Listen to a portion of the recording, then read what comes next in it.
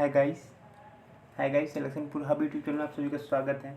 अगर आप इस चैनल पर नए तो सब्सक्राइब करना ना भूलें और बेल आइकन को प्रेस करना ना भूलें ताकि आपको नोटिफिकेशन सीधे आपको प्राप्त हो और आप सिलेक्शनपुर हब यूट्यूब चैनल का एक वीडियो मिस ना करें। चलिए हम लोग पार्ट 4 तक तो इतिहास, पार्ट 3 तक तो हम लोग ने इतिहास पढ़ चुका था। अब पार्ट 4 पढ़ते हैं इतिहास, जो प्राचीन भारत का इतिहास है। इसमें आपको भारत के इतिहास से स्रोत प्राप्त हो रहा है, क्या क्या स्रोत प्राप्त होते हैं भारत के इतिहास को जानने के लिए, ये हम लोग सब आगे पढ़ रहे हैं। चलिए आगे देख रहे हैं। पार्ट 3 तक हम लोग ने पढ़ लिया था। अब इसके पार्ट 4 में हम लोग बताएंगे। पॉइंट नंबर फर्स्ट में जैन साहित्य को आगाम कहा जाता है। जैन साहित्य को आगाम कहा जाता है। जैन धर्म का प्रारंभिक इतिहास कल्पसूत्र से ज्ञात होता है। किससे ज्ञात होता है? कल्पसूत्र से ज्ञात होता है। जैन ग्रंथ भगवती सूत्र में महावीर के जीवन कृत्यों, जो जैन ग्रंथ है भगवती सूत्र में महावीर के जीवन कृत्यों तथा अन्य समकालिकों के साथ उनके संबंधों का विवरण मिलता है। ठीक है। अब अगला देखिए क्वेश्चन क्या है। अर्थशास्त्र के लेखक किसको बोलते हैं? चाणक्य को बोलते हैं। चाणक्य के और भी नाम क्या क्या है? कौटिल्य हैं या विष्णुगुप्त हैं। ये किसके दरबार में रहते थे? क्या बोलते? चंद्रगुप्त के दरबार में, चंद्रगुप्त मौर्य के दरबार में, यानी मौर्य काल। ये अर्थशास्त्री थे, मौर्य के दरबार में रहते थे। ठीक है। अब ये 15 अधिकरणों एवं 180 उपकरणों में विभाजित है। जो इन्होंने अपना अर्थशास्त्र को जो लिखा है 15 अधिकरणों में 180 प्रकरणों में विभाजित है। इससे मौर्यकालीन इतिहास की जानकारी प्राप्त होती है। जो इन्होंने लिखा है इस अर्थशास्त्र के मौर्यकालीन के इतिहास के बारे में जानकारी प्राप्त होती है। अब अगला पॉइंट देखिए क्या है। संस्कृत साहित्य में ऐतिहासिक घटनाओं को क्रमबद्ध लिखने का सर्वप्रथम प्रयास किसने किया था? कल्हण द्वारा किया गया। कल्हण के द्वारा रचित पुस्तक थी राजतरंगिणी थी। ये बहुत मोस्ट इम्पॉर्टेंट क्वेश्चन ये है आप लोग का, आप इसको नोट डाउन जरूर कर लीजिएगा। बहुत ही मोस्ट इम्पॉर्टेंट है, कई बार एग्जाम में आ चुका है और लोग गलत करके चले जाते हैं। कमेंट करना ना भूलें आप सभी लोग। जिसका संबंध कश्मीर के इतिहास से है। किसका है? जिसका संबंध कश्मीर के इतिहास से है। ठीक है। अगला पॉइंट देखते हैं। अरबों के सिंध विजय का वृत्तांत चचनामा लेखक अली अहमद में सुरक्षित है। अरबों के सिंध विजय का वृत्तांत चचनामा लेखक अली अहमद में सुरक्षित है। ठीक है। आप इसको पॉइंट नोट कर लीजिएगा। अष्टाध्यायी संस्कृत भाषा के व्याकरण का प्रथम पुस्तक है। जो अष्टाध्यायी है संस्कृत भाषा के व्याकरण का प्रथम पुस्तक के लेखक पाणिनि है। ठीक है। अष्टाध्यायी के लेखक कौन है? पाणिनि। इसे मौर्य के पहले के इतिहास तथा मौर्य युगीन राजनीतिक अवस्था की जानकारी प्राप्त होती है। ठीक है। अब अगला पॉइंट क्या है। कल्यायन की गार्गिक संहिता का ज्योतिष ग्रंथ है, फिर भी इसमें भारत पर होने वाले यवन आक्रमण का उल्लेख करता है। क्या करता है? यवन आक्रमण का उल्लेख करता है। कौन करता है? कल्याण की गार्गिक संहिता एक ज्योतिष ग्रंथ है। ठीक है। कल्यायन की गार्गिक संहिता एक ज्योतिष ग्रंथ है, फिर भी इसमें भारत पर होने वाले यवन आक्रमण का उल्लेख करता है। ठीक है। ये सब आप पॉइंटेड कर लीजिएगा। पंतजलि पुष्पमित्र शुंग के पुरोहित थे। पंतजलि किसके पुरोहित थे? पुष्पमित्र। और ये किस काल का था? शुंग वंश के पुरोहित थे। पंतजलि पुष्पमित्र शुंग के पुरोहित थे। इनके महाभाष्य से शुंगों के इतिहास का पता चलता है। जो इनका महाभाष्य था, महाभाष्य से शुंगों के इतिहास के बारे में पता चलता है। ठीक है। विदेशी, अब हम आपको बताना चाहेंगे, जैसे मान लीजिए सब तो हमको पता हो गया कि किससे हमको कौन से बुक से हमको क्या बोलते कौन से इतिहास के बारे में पता चल रहा है। ठीक है। जितना हम लोग ने पढ़ा इधर। ठीक है। अब हम आपको बताना चाहेंगे जो कुछ लेखकों के द्वारा भी हम लोग को प्राप्त हुआ है। ठीक है। लेखकों के द्वारा, विदेशी लेखकों हो गए द्वारा और अन्य लेखक हो गए, सभी के द्वारा हम लोग को प्राप्त हुआ है। आइए हम चल के बताते हैं। सबसे पहले विदेशी यात्रियों से मिलने वाले प्रमुख जानकारी। यूनानी रोमन लेखक, यानी यूनान से जो लोग आए थे अपने भारत, उन लोग से क्या क्या प्राप्त हुआ है आइए हम लोग देखते हैं। चलिए क्योंकि आप लोगों को सभी को पता है कि जो एंशिएंट हिस्ट्री है इसमें कुछ लिखा उखा नहीं गया है, ठीक है।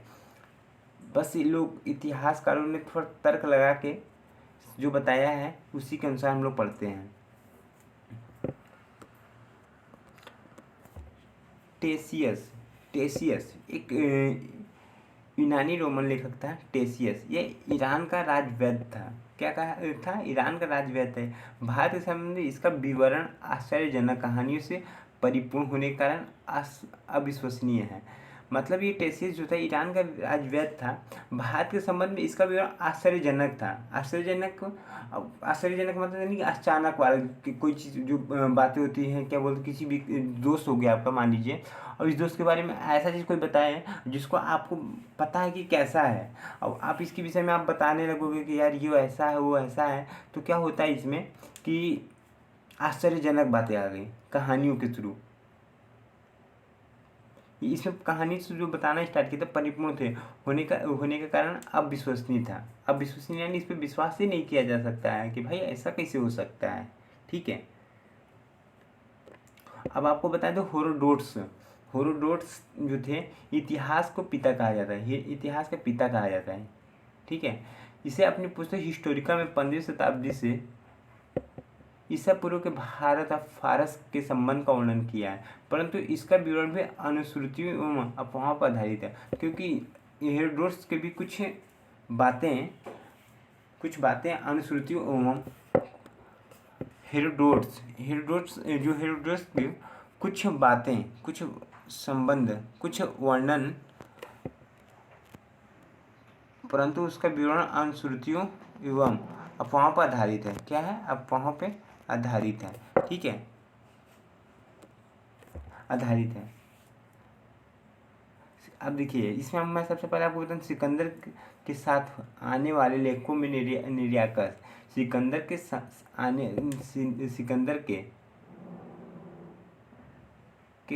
आने लेखकों में निर्याकस, अनसिकर्स तथा आस्टोबुलस के विवरण अधिक प्रामाणिक एवं विश्वसनीय है। सिकंदर के साथ जो आए थे लेखक, हाँ अन्य लेखक आए थे, निर्याकस आया था, अनसिक्रेटस आया था तथा आसिस्टोबुलस आया था कि विवरण अधिक प्रमाण एवं विश्वसनीय थे। मैगस्थनीज भी आए थे। यह सेल्यूकस निकेटर का राजदूत था। किसका था मैगस्थनीज जो था सेल्यूकस निकेटर का राजदूत था, जो चंद्रगुप्त मौर्य के राज दरबार में आया था। इसने अपनी पुस्तक इंडिका में मौर्य युगीन समाज एवं संस्कृति के विषय में लिखा था, ठीक है। डाईमेकर्स ये सीरियन नरेश अंतियोकस का राजदूत था। किसका था? अंतियोकस का राजदूत था, जो बिंदुसार के राज दरबार में आया था। किसके राज दरबार में आया था? बिंदुसार के राज दरबार में आया था। इसका विवरण भी मौर्य युग से संबंधित है। जो डाईमेकस ने लिखा था वो भी मौर्य युग से संबंधित है। तो फिर इसके बाद आपको किसने आया? डायनोसियस, ये मिस्र नरेश टालमी फिलडेल्फस का राजदूत था। जो अशोक के राज दरबार में आया था। डायनोसियस ये मिस्र नरेश टालमी फिलडेल्फस का राजदूत था, जो अशोक के राज दरबार में आया था, ठीक है। टालमी, इसने दूसरी शताब्दी में भारत का भूगोल नामक पुस्तक लिखी। टालमी ने दूसरी शताब्दी में भारत का भूगोल नामक पुस्तक लिखी थी, ठीक है। जो टालमी था ये भी काफ़ी विद्वान था और भारत का भूगोल नामक पुस्तक लिखी। पालनी, इसने प्रथम शताब्दी में नेचुरल हिस्ट्री नामक पुस्तक लिखी। पालनी जो था इसने क्या किया था? पालनी जो नेचुरल हिस्ट्री नामक पुस्तक लिखी।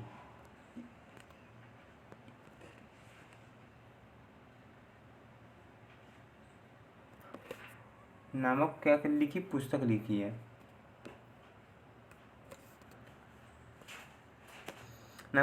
इसमें भारतीय पशु, पेड़ पौधों, खनिज पदार्थों आदि के बारे में विवरण मिलता है। जो पालनी जो था इसने प्रथम शताब्दी में नेचुरल हिस्ट्री नामक पुस्तक लिखी। इसमें भारतीय पशु, पेड़ पौधों, खनिज पदार्थों आदि के बारे में विवरण मिलता है।